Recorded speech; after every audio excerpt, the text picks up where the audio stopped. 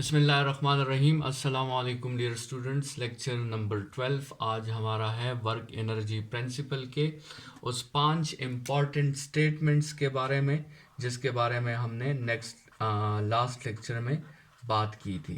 तो आज हम बात करेंगे वर्क एनर्जी प्रिंसिपल के 5 इम्पॉर्टेंट स्टेटमेंट्स के बारे में। और ये 5 इम्पॉर्टेंट स्टेटमेंट्स जो हैं स्टूडेंट्स आपके साथ हम इसकी बात करेंगे आइडियल सिस्टम के लिए भी हम ये 5 इम्पॉर्टेंट स्टेटमेंट्स डिस्कस करेंगे और प्रैक्टिकल सिस्टम के लिए भी हम ये 5 इम्पॉर्टेंट स्टेटमेंट्स जो हैं ये हम डिस्कस करेंगे।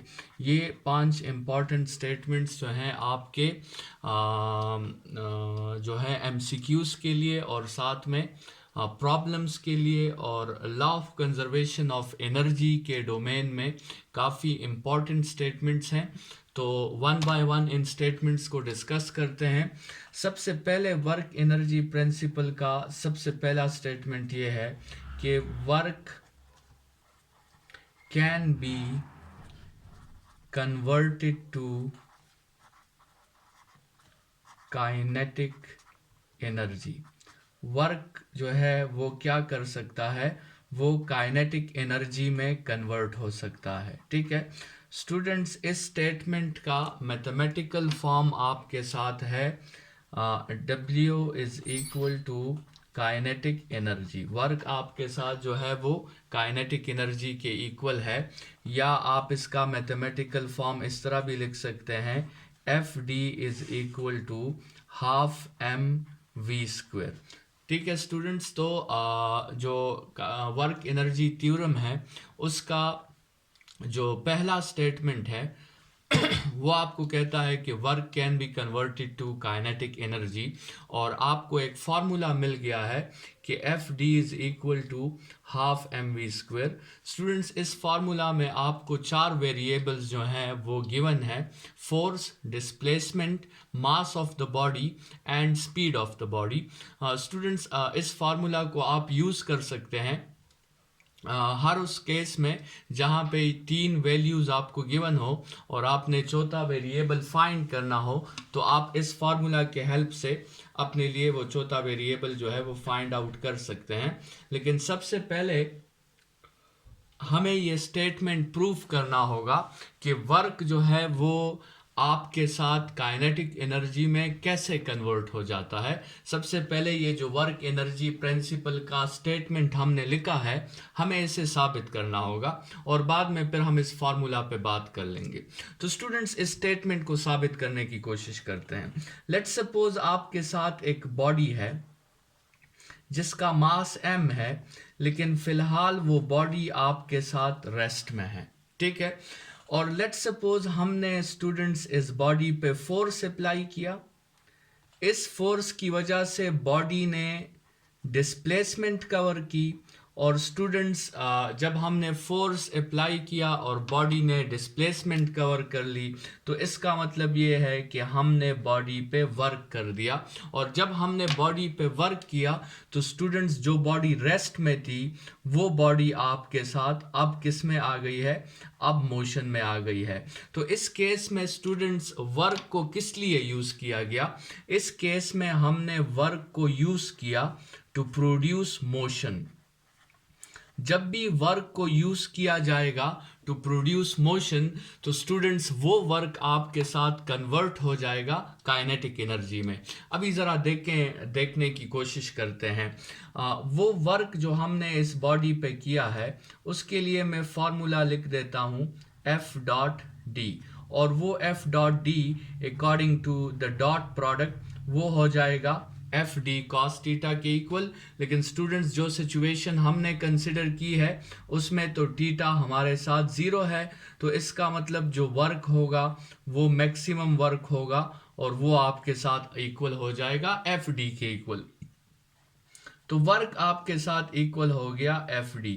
इसको हमने नाम दे दिया इक्वेशन नंबर 1। स्टूडेंट्स, इस इक्वेशन में मैं F की जगह जो है न्यूटन सेकेंड लॉ के मुताबिक मैं F की जगह पुट करना चाहता हूँ ma, और D की जगह Newton third equation of motion जो आपके साथ है 2AD is equal to VF² minus VI²। यहाँ से अगर हम D को सब्जेक्ट बना लें तो VF² minus VI² divided by 2A। तो स्टूडेंट्स F की जगह मैं इस इक्वेशन में MA पुट कर देता हूँ और D की जगह मैं इस इक्वेशन में ये वैल्यू सब्स्टिट्यूट कर देता हूँ। तो स्टूडेंट्स आपके साथ वर्क जो होगा, फोर्स की जगह आपके साथ ये MA आ गया और D की जगह आ गया VF² minus VI² divided by 2A। Students हमारे सिचुएशन में VI हमारे साथ 0 है और लेट्स सपोज VF हमारे साथ V के इक्वल है। तो इसमें अगर हम पुटिंग करें so W is equal to MA और VF की जगह हम V² minus 0² divided by 2A आपके साथ आ जाएगा। यहाँ पे स्टूडेंट्स आप इस A और A को कैंसल आउट कर सकते हैं और आपके साथ जो बाकी का डेटा बचा है तो आप ज़रा देखें, M है, साथ में V² है, डिवाइडेड बाई 2 है। तो ये वर्क किसके इक्वल हो गया स्टूडेंट्स? हाफ M V² के इक्वल हो गया। और आपको पता है कि यह हाफ M V² किसका फॉर्मूला है? ये तो काइनेटिक एनर्जी का फॉर्मूला है। इसका मतलब ये है कि मैथमेटिकली हमने प्रूफ कर दिया है कि वर्क जो है वो कन्वर्ट हो गया है स्टूडेंट्स काइनेटिक एनर्जी में। तो जैसे हमने स्टार्ट में ये फार्मूला मेंशन किया था, ये फार्मूला हमने प्रूफ कर दिया है। तो स्टूडेंट्स ये एक वैलिड फार्मूला है, हम वैसे ही ये बात नहीं कर रहे, हमने साथ में मैथमेटिकली इसे जो है प्रूफ कर दिया है कि वर्क जो है वो आपके साथ FD के भी इक्वल है, वो वर्क आपके साथ हाफ M V² के भी इक्वल है, वो वर्क आपके साथ काइनेटिक एनर्जी के भी इक्वल है। स्टूडेंट्स इन सब इक्वलिटीज में आप कोई भी फॉर्मूला उठा के अपने लिए प्रॉब्लम जो है वो सॉल्व कर सकते हैं, लेकिन याद रखें कि हर फार्मूला की अपनी कंडीशंस होती हैं। स्टूडेंट्स इस फार्मूला की कंडीशन ये है कि ड्यूरिंग वर्क, जब आप ये वर्क करेंगे, जिस वर्क को हम कह रहे हैं कि काइनेटिक एनर्जी में ये कन्वर्ट हो रहा है, तो स्टूडेंट्स ड्यूरिंग वर्क दो बातें होनी चाहिए। उन दो बातों के बारे में आपने सोचना है। अगर वो दो बातें मौजूद हैं तो फिर आप ये फार्मूलाज यूज़ कर सकते हैं, अदरवाइज आप ये फार्मूलाज यूज़ नहीं कर सकते। उनमें से पहली बात ये है कि वर्क के होने से स्पीड आपकी चेंज होनी चाहिए, और लेकिन हाइट आपका जो है वो सेम रहना चाहिए। स्पीड चेंज होनी चाहिए और हाइट क्या रहना चाहिए? हाइट आपका सेम रहना चाहिए। स्टूडेंट्स अगर साथ में हाइट भी चेंज हो रहा हो तो फिर मसला ये होगा कि फिर आपका वर्क जो है वो सिर्फ और सिर्फ काइनेटिक में कन्वर्ट नहीं होगा, बल्कि आपके वर्क का कुछ हिस्सा जो है वो पोटेंशियल में भी कन्वर्ट हो जाएगा। लेकिन हम जिस स्टेटमेंट को फिलहाल डिस्कस कर रहे हैं उस स्टेटमेंट में हमने कहा है कि work can be converted to only kinetic energy. तो उसके लिए स्टूडेंट्स हाइट का सेम होना आपके साथ मस्ट है। तो वर्क की वजह से सिर्फ स्पीड में डिफरेंस आना चाहिए, हाइट में डिफरेंस नहीं आना चाहिए। उसी केस में वर्क कन्वर्ट हो जाता है काइनेटिक एनर्जी में और आपके साथ वर्क पोटेंशियल में कन्वर्ट नहीं होता। स्टूडेंट्स तो ये इस फार्मूला के दो कंडीशंस हो गए। अभी अगर हम ये जो पहला स्टेटमेंट हमने लिखा है work can be converted to kinetic energy, अगर हम आइडियल सिस्टम की बात करते हैं, आइडियल सिस्टम की बात करते हैं तो उस केस में तो आप लिख सकते हैं कि work can be converted to kinetic energy, क्योंकि वहां पे जितनी इनपुट एनर्जी है वो सारी की सारी आउटपुट यूजफुल काइनेटिक एनर्जी में कन्वर्ट हो गई है। लेकिन स्टूडेंट्स अगर आप बात करें प्रैक्टिकल सिस्टम की, अगर आप प्रैक्टिकल सिस्टम की बात करें तो उसमें आप कहोगे कि वर्क का चलें ज़्यादा हिस्सा तो काइनेटिक एनर्जी में कन्वर्ट हो गया, लेकिन साथ में वर्क का कुछ हिस्सा किस में कन्वर्ट हो गया? लॉसेस में भी कन्वर्ट हो गया। तो स्टूडेंट्स ये दो स्टेटमेंट्स हैं, वर्क जो है वो टोटली काइनेटिक एनर्जी में अगर कन्वर्ट हो रही है, so this means we are talking about an ideal system. लेकिन वर्क काइनेटिक एनर्जी के साथ साथ अगर लॉसेस में भी कन्वर्ट हो रही है, so this means that we are talking about a practical system. Students losses कौन कौन सी हो सकती है? फेमस लॉसेस आपके साथ 3 लॉसेस हैं। लॉसेस या तो आपके साथ जो है हीट लॉसेस होंगी,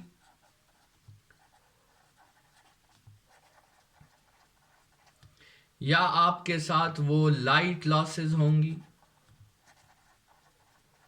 जिसको हम रेडिएंट लॉसेस भी कहते हैं अक्सर औकात, और या आपके साथ वो साउंड लॉसेस होंगी। स्टूडेंट्स इन हर लॉसेस का अपने रीजंस हैं, हर लॉसेस के आपके साथ अपने रीजंस हैं।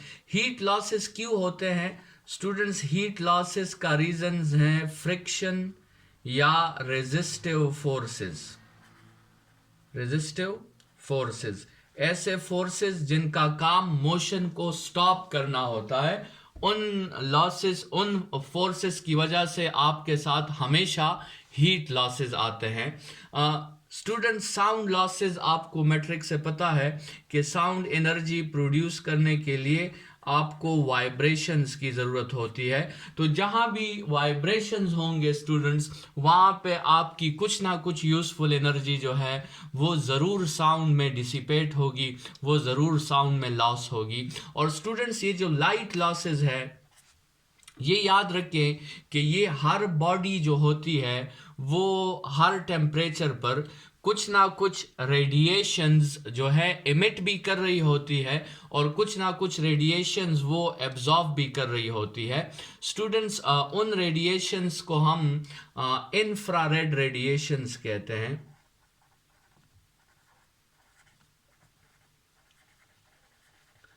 तो ये हर बॉडी हर टेम्परेचर पर कुछ ना कुछ रेडिएशंस इमिट भी कर रही होती है, और कुछ ना कुछ रेडिएशंस जो हैं वो एब्जॉर्ब भी कर रही होती है। बहरहाल प्रैक्टिकल सिस्टम में आपके साथ लॉसेस आते हैं, हीट लॉसेस हो सकते हैं, साउंड लॉसेस हो सकते हैं, लाइट लॉसेस हो सकते हैं, और स्टूडेंट्स हर लॉस का अपना रीज़न होता है।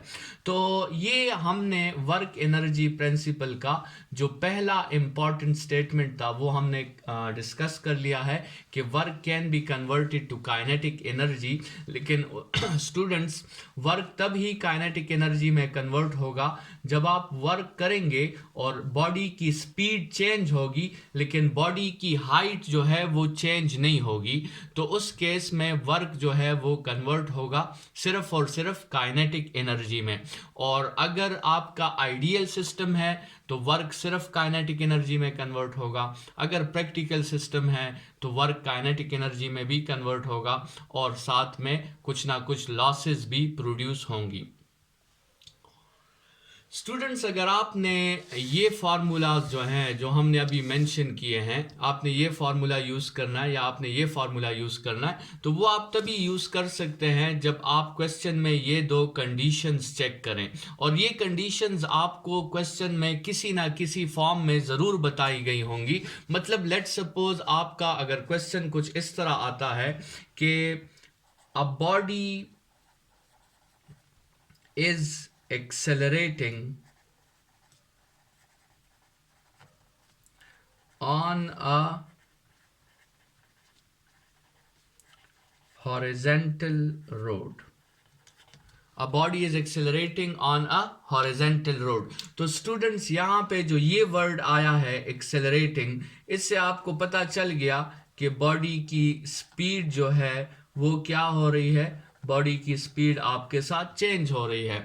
और इस हॉरिजॉन्टल रोड से आपको पता चल गया कि बॉडी की जो हाइट है वो चेंज नहीं हो रही, बॉडी की हाइट आपके साथ सेम है। तो देखें, ऐसे आपने पता लगाना है कि क्या ये दो कंडीशंस आपके साथ सेटिस्फाइड है या नहीं है। अगर ये दो कंडीशन सेटिस्फाइड है तो फिर कोई मसला नहीं है, आप इस स्टेटमेंट के फार्मूलाज को अप्लाई कर सकते हैं। आप work is equal to kinetic energy के फार्मूला को अप्लाई कर सकते हैं। स्टूडेंट्स, ये वर्क एनर्जी प्रिंसिपल का हमारे साथ पहला स्टेटमेंट था। आते हैं वर्क एनर्जी प्रिंसिपल के दूसरे स्टेटमेंट की तरफ, और इसका दूसरा स्टेटमेंट कहता है स्टूडेंट्स कि work can also be converted to potential energy. Work सिर्फ काइनेटिक में कन्वर्ट नहीं हो सकता, अगर हम चाहें तो हम वर्क को पोटेंशियल में भी कन्वर्ट कर सकते हैं। और स्टूडेंट्स, ऐसे केस में आप ये फार्मूला यूज कर सकते हैं, work is equal to potential energy, या अगर आप इसमें वैल्यूज पुट कर दें तो आप फार्मूला यूज कर सकते हैं F D is equal to M G H. तो स्टूडेंट्स, इस फार्मूला में 5 वेरिएबल्स हैं, और इन 5 वेरिएबल्स में से अगर 4 आपको गिवन है तो वो 5वां वेरिएबल आप बहुत आसानी से वर्क एनर्जी प्रिंसिपल के इस एप्लीकेशन के हेल्प से और इस फार्मूला के हेल्प से आप फाइंड आउट कर सकते हैं। लेकिन सबसे पहले हम इसको प्रूफ कर देते हैं कि क्या वाकई वर्क जो है वो पोटेंशियल एनर्जी में कन्वर्ट हो भी सकता है या नहीं हो सकता। तो स्टूडेंट्स, कंसिडर करें कि ये आपके साथ अर्थ का सरफेस है, और अर्थ के सरफेस पे एक बॉडी पड़ी हुई है, और उस बॉडी की फिलहाल पोटेंशियल एनर्जी आपके साथ 0 है। ठीक है, हमने क्या किया कि हमने इस बॉडी पर एक अपवर्ड फोर्स अप्लाई किया, और उस अपवर्ड फोर्स की वजह से इस बॉडी ने कुछ ना कुछ डिस्प्लेसमेंट कवर कर ली, और जब इसने डिस्प्लेसमेंट कवर की स्टूडेंट्स, तो इससे एक न्यू पोजीशन मिल गई, और इसे जो न्यू पोजीशन मिली है उस पॉइंट पे उसकी पोटेंशियल एनर्जी जो है वो 0 नहीं है। उस पॉइंट पे उसकी कुछ ना कुछ पोटेंशियल एनर्जी होगी, और वो पोटेंशियल एनर्जी इसलिए उसकी होगी क्योंकि हमने उस पर वर्क किया है। ये तो ऑलरेडी हमने इस डोमेन पे बातें की हैं पोटेंशियल एनर्जी पे। ठीक है, तो स्टूडेंट्स, लेट्स सपोज यहाँ पे हम ये वर्क फाइंड करते हैं। तो इस वर्क को फाइंड करने के लिए आप फार्मूला यूज करोगे एफ डॉट डी, या आप यूज करोगे एफ डी कॉस थीटा। ठीक है स्टूडेंट्स, आपने जो है वर्क का फॉर्मूला यूज कर लिया। डॉट प्रोडक्ट है, डॉट प्रोडक्ट में आपके साथ हमेशा पैरेलल कंपोनेंट आता है, और पैरेलल कंपोनेंट में आपके साथ हमेशा कॉस थीटा इंक्लूड होता है। अच्छा स्टूडेंट्स, अभी यहाँ पे ये बात बहुत ज़रूरी है कि आप किस फोर्स का वर्क फाइंड कर रहे हैं, क्योंकि इस सिचुएशन में तो 2 फोर्सेस हैं, एक है वेट, ठीक है, और दूसरा है आपका फोर्स, ये वाला आपका फोर्स। तो स्टूडेंट्स, पोटेंशियल एनर्जी में याद रखें कि पोटेंशियल एनर्जी हमेशा फील्ड रिलेटेड कंसेप्ट है, और उसमें हम अपना फोर्स डिस्कस नहीं करते, उसमें हम हमेशा जो है फील्ड का फोर्स लेते हैं। तो स्टूडेंट्स, इसमें देखिए हम वैल्यूज पुट कर लेते हैं। इस F की जगह स्टूडेंट्स हम पुट कर देंगे mg।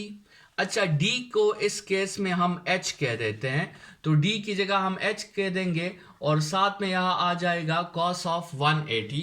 cos ऑफ 180 इसलिए क्योंकि वेट जो है वो डाउनवर्ड एक्ट कर रहा है, और डिस्प्लेसमेंट जो है वो अपवर्ड एक्ट कर रही है। ये वेट है, ये डिस्प्लेसमेंट है, दरमियान में एंगल क्या बन रहा है, 180 बन रहा है। और cos ऑफ 180 आपको पता है कि -1 के इक्वल होता है, तो ये -mgh हो जाएगा। जिस तरह ऑलरेडी हमने बात की थी कि पोटेंशियल एनर्जी जो है ये एक नेगेटिव कंसेप्ट है, हम माइनस नहीं लगाते, लेकिन याद रखें कि पोटेंशियल एनर्जी हमेशा एक नेगेटिव कंसेप्ट है। लेकिन बहरहाल अगर इस माइनस को हम इग्नोर कर दें तो आपके साथ यहाँ पे वर्क किसके इक्वल हो गया, यहाँ पे वर्क mgh के इक्वल हो गया, और इसी mgh को तो हमने पोटेंशियल एनर्जी कहा था।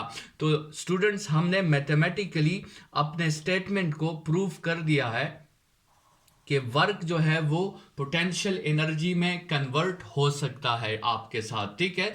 तो स्टूडेंट्स ये दोनों फार्मूलाज जो हमने स्टार्ट में मेंशन किए हैं ये वैलिड फार्मूलाज हैं, ये आप यूज़ कर सकते हैं। लेकिन स्टूडेंट्स आपने एक बात का ख्याल रखना है, आपने ये सोचना है कि ये फार्मूला आप कब यूज़ कर सकते हैं। ये जो फार्मूला है FD is equal to mgh या work is equal to mgh, इसके लिए क्या क्या कंडीशंस हैं।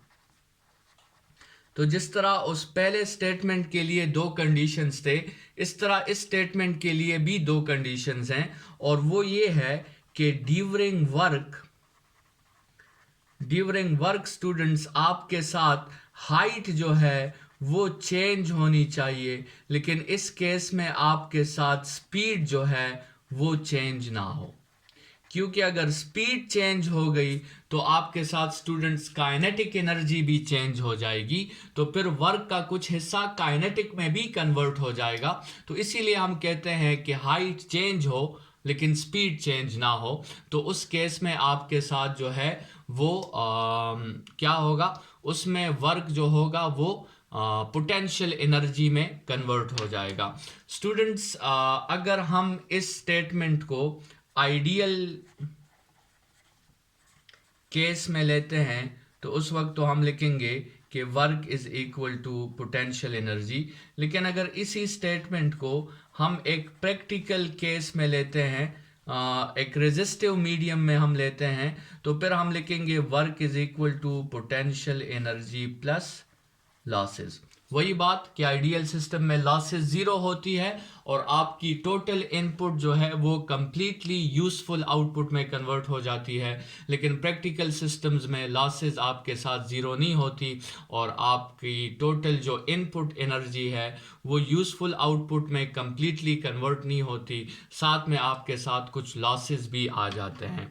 स्टूडेंट्स लेट्स सपोज इस पे आपका क्वेश्चन कैसे आता है, आपने क्वेश्चन में ये दोनों चीज़ें ऑब्जर्व करनी है, तभी आप जो है ये फार्मूला यूज कर सकते हो। लेट्स सपोज आपका क्वेश्चन आता है कि a body is moving upward with constant speed। A body is moving upward with constant speed, ठीक है। तो स्टूडेंट्स यहाँ जो आप देखें मूविंग अपवर्ड से आपको पता चल गया कि इस बॉडी की हाइट जो है वो आपके साथ चेंज हो रही है, और कांस्टेंट स्पीड से आपको पता चल गया कि इस बॉडी की स्पीड जो है वो आपके साथ कांस्टेंट है, ठीक है। तो दोनों कंडीशंस जो हैं वो सेटिस्फाई हो गए हैं और आप जो है अब ये फार्मूला इस केस पे अप्लाई कर सकते हैं और आप अपने लिए अननोन्स जो हैं वो मालूम कर सकते हैं। स्टूडेंट्स ये आपके साथ वर्क एनर्जी प्रिंसिपल का दूसरा स्टेटमेंट हो गया, और वर्क एनर्जी प्रिंसिपल के तीसरे स्टेटमेंट की तरफ हम बढ़ते हैं। तीसरा स्टेटमेंट वर्क एनर्जी प्रिंसिपल का ये कहता है कि work is also converted to kinetic and potential. ऐसे सिचुएशंस भी आ सकते हैं जिसमें आपका वर्क का कुछ हिस्सा काइनेटिक में कन्वर्ट हो जाए और आपके वर्क का कुछ हिस्सा पोटेंशियल में कन्वर्ट हो जाए। स्टूडेंट्स उस केस में फिर आप ये फार्मूला लिखोगे कि work is equal to kinetic energy plus potential energy, या आप ये लिख सकते हो कि F D is equal to half M V square plus M G H, ठीक है। स्टूडेंट्स आइडियल केस में अगर आप बात करोगे आइडियल केस में, तो फिर तो यही फार्मूला आ जाएगा कि F D is equal to half M V square plus M G H. लेकिन अगर आप प्रैक्टिकल सिस्टम की बात करोगे, आप एक ऐसे सिस्टम की बात करोगे जिसमें रेजिस्टेंसेस मौजूद है, जिसमें लॉसेस हो सकती हैं, जिसमें रेजिस्टिव फोर्सेस मौजूद है, तो फिर आप लिखोगे कि F D is half M V square plus M G H plus losses, ठीक है, फिर आपके साथ ये प्लस लॉसेस भी आखिर में आ जाएगी। और स्टूडेंट्स जो है इस केस में कंडीशंस क्या है इस फार्मूला को यूज करने के लिए, कंडीशंस इस फार्मूला को यूज करने के लिए आपके साथ है कि इस केस में आपके साथ हाइट जो है वो भी चेंज हो रहा होगा और स्पीड जो है वो भी चेंज हो रही होगी। मतलब लेट्स सपोज आपका क्वेश्चन इस तरह होगा कि a body is accelerating up a hill, a body is accelerating up a hill। तो स्टूडेंट्स यहाँ जो वर्ड यूज हुआ है एक्सेलरेटिंग, इससे आपको पता चला कि इसकी स्पीड जो है वो चेंज हो रही है, और अप अ हिल से आपको पता चला कि वो पहाड़ मतलब ऊपर जा रहा है, तो इसकी हाइट भी आपके साथ चेंज हो रही है। तो स्टूडेंट्स इस केस में दोनों चीज़ें चेंज हो रही हैं। तो इस केस में वर्क का कुछ हिस्सा जो होगा वो काइनेटिक में कन्वर्ट होगा और बाकी वर्क का हिस्सा जो होगा वो पोटेंशियल में कन्वर्ट होगा। स्टूडेंट्स ये जो है आपके साथ तीसरा स्टेटमेंट हो गया। स्टेटमेंट नंबर 4 स्टूडेंट्स ये जो है ये आपके साथ फ्री फॉल डाउनवर्ड मोशन के बारे में है। फ्री फॉल डाउनवर्ड मोशन के बारे में, ठीक है।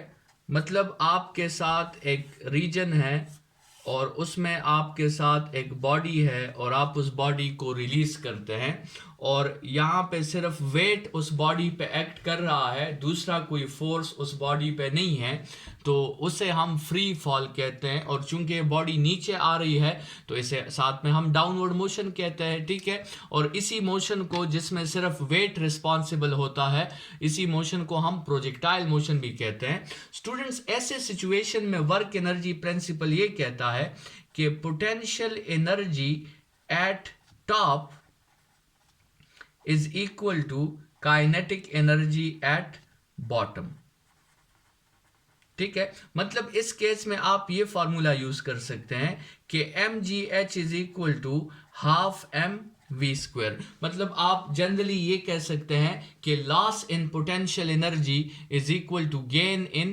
Kinetic energy. तो स्टूडेंट्स ये भी वर्क एनर्जी प्रिंसिपल का एक स्टेटमेंट है कि आपके साथ पोटेंशियल काइनेटिक में कन्वर्ट हो सकती है और ये फार्मूला भी आप यूज कर सकते हो। लेकिन स्टूडेंट्स इस फार्मूला को यूज करने के कंडीशंस ये है कि हाइट आपका डिक्रीज होगा और स्पीड आपकी इंक्रीज होगी। इसके कंडीशंस थोड़े से उन बाकी से मुख्तलिफ है। हाइट डिक्रीज होगा और स्पीड इंक्रीज होगी, मतलब पोटेंशियल में डिक्रीज आएगी और काइनेटिक में आपके साथ इंक्रीज आएगी। तो स्टूडेंट्स अगर ये दो कंडीशंस मौजूद है तो फिर आप ये फार्मूला भी अपने लिए यूज कर सकते हैं। और ये फार्मूला स्टूडेंट्स अगर आइडियल केस है तो ये फार्मूला आप लिखेंगे कि mgh is equal to half M V square. और अगर प्रैक्टिकल केस है तो प्रैक्टिकल में आप लिखोगे कि mgh is equal to half M V square plus losses, ठीक है। स्टूडेंट्स इस फार्मूला को अगर आप थोड़ा सा एनालाइज करें, ये जो फार्मूला है, कभी कभार इस पे हमारे साथ प्रॉब्लम आता है और हमसे पूछा जाता है कि लेट सपोज एक बॉडी को हमने लेट सपोज 10 मीटर्स हाइट से थ्रो किया और आप फाइंड करें कि जब ये ग्राउंड के साथ टच होगी उस वक्त उसकी वेलोसिटी क्या होगी। लेकिन मास ऑफ द बॉडी का जिक्र नहीं किया होता। तो स्टूडेंट्स अक्सर औकात कंफ्यूज हो जाते हैं कि मास का जिक्र नहीं है तो हम पोटेंशियल एनर्जी कैसे फाइंड करेंगे, क्योंकि वो भी मास पर डिपेंड करता है। काइनेटिक एनर्जी कैसे फाइंड करेंगे, क्योंकि वो भी मास पर डिपेंड करता है। लेकिन स्टूडेंट्स अगर आप इस फार्मूला को देखें तो इसमें ये मास और मास आपके साथ कैंसल आउट हो जाते हैं। तो आपने घबराना नहीं है, आपने फार्मूला लिखना है और वो फार्मूला आपके साथ मास से हमेशा इंडिपेंडेंट होगा और आप easily without knowing the mass आप जो है इस फार्मूला को यूज कर सकते हैं। लेकिन that situation is only in the ideal case. Practical case में फिर आप मास को कैंसिल आउट नहीं कर सकते, क्योंकि यहाँ पे आपके साथ फिर लॉसेस भी आ जाती है। बहरहाल स्टूडेंट्स, वर्क एनर्जी प्रिंसिपल के आखिरी स्टेटमेंट को पढ़कर इस लेक्चर को हम वाइंड अप करेंगे। तो स्टूडेंट्स, जो आपके साथ वर्क एनर्जी प्रिंसिपल का 5th नंबर स्टेटमेंट है, वो 5th नंबर स्टेटमेंट किसके बारे में है? वो है फ्री फॉल अपवर्ड मोशन के बारे में। फ्री फॉल अपवर्ड मोशन के बारे में, जिसमें हम एक बॉडी को काइनेटिक एनर्जी देकर उसे हम अपवर्ड थ्रो करेंगे। तो इसमें बिल्कुल उल्टा किस्सा होगा। इसमें होगा kinetic energy at bottom is equal to potential energy at top, या आप कह सकते हैं कि loss in kinetic energy is equal to gain in potential energy. यहां भी आप यही फॉर्मूला यूज कर सकते हो कि half mv² is equal to mgh ideal case में, और प्रैक्टिकल केस में आप यूज कर सकते हो कि half mv² is equal to mgh plus losses. ठीक है, और ये लॉसेस पे ऑलरेडी हमने बात कर ली है कि ये हीट लॉसेस भी हो सकते हैं, साउंड लॉसेस भी हो सकते हैं, और रेडिएंट या लाइट लॉसेस भी ये हो सकते हैं। तो स्टूडेंट्स, इस फार्मूला को यूज करने के लिए कंडीशंस आपकी ये होनी चाहिए कि स्पीड आपका डिक्रीज होगा और हाइट आपकी इंक्रीज होगी। तो जब स्पीड डिक्रीज होगा और हाइट इंक्रीज होगी, तो ऐसे सिचुएशंस में स्टूडेंट्स आपके साथ जो है हम कहते हैं कि काइनेटिक एनर्जी पोटेंशियल में कन्वर्ट हो जाती है। स्टूडेंट्स, इस टॉपिक के साथ, इस 5th एप्लीकेशन के साथ हम आज का लेक्चर यहाँ पे वाइंड अप कर रहे हैं। वर्क एनर्जी प्रिंसिपल के 5 इम्पॉर्टेंट एप्लीकेशंस हमने डिस्कस कर लिए हैं, और वो एप्लीकेशन स्टूडेंट्स हमने आइडियल सिस्टम के लिए भी डिस्कस किए, और प्रैक्टिकल सिस्टम, जिसको अक्सर औकात शायद बुक में उसे रेजिस्टिव मीडियम्स का नाम दिया गया है, प्रैक्टिकल सिस्टम्स के लिए भी हमने ये इक्वेशंस डिस्कस कर लिए। इंशाल्लाह नेक्स्ट क्लास में दोबारा मुलाकात होगी। अपना ख्याल रखिएगा। Thank you students.